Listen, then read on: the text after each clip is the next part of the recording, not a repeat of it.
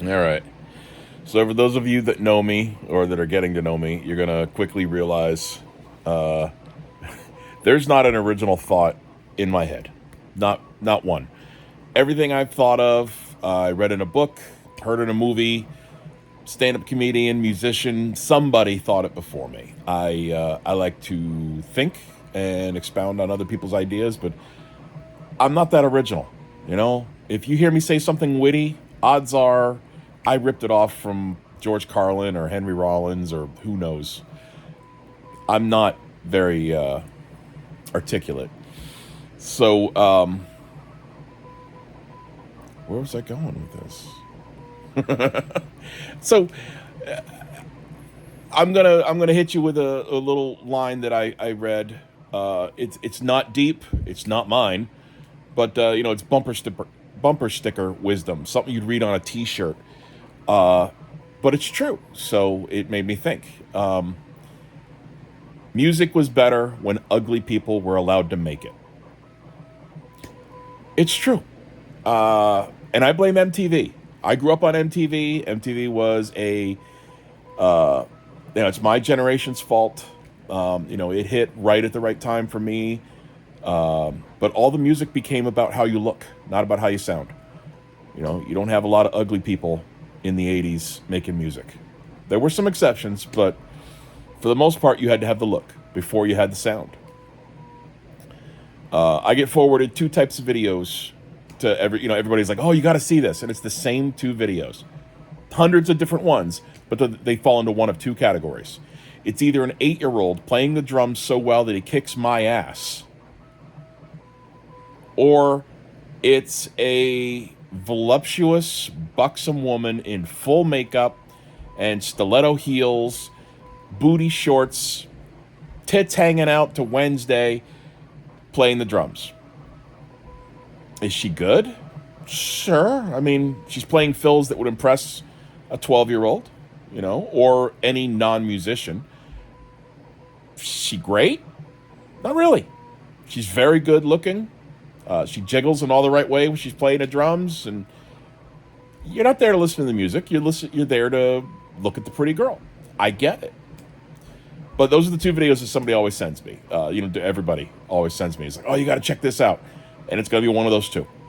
Now, the 8-year-old, good for them, man. I think, God, going back, one of the first ones I remember seeing was like Tony Royster Jr.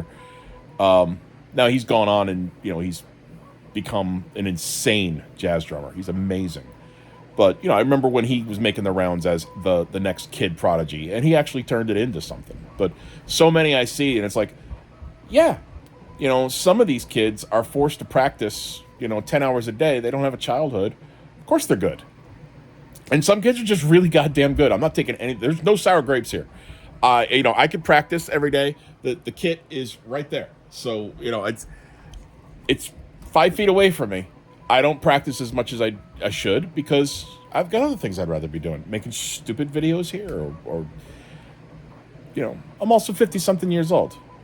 I joined a band right as I had to leave Jacksonville, and that's like, oh man, that's my last shot. I finally put my feelers out here in New York after a couple years living here, and found some guys. We're playing the music, and it's like, oh yeah, no, moving to Boston. Sorry. So I'm not joining any more bands because I'm not moving again. I'm tired of that. Anyway, yeah, it's okay to be good looking. My God, it's fine, but that shouldn't be the prerequisite. It shouldn't be why people are watching you. They should go, wow, you're really talented. Like, for instance, one of the ones that my buddy Hefner hit me to was Nita Strauss. Very beautiful lady, right? Of course.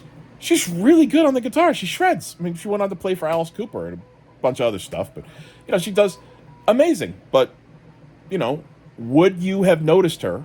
Would you have checked her out if she looked like me? If she was a really ugly woman? I don't know, man. You got to take what you can get. You need any foot in the door, man. And I'm not taking anything away from good-looking people.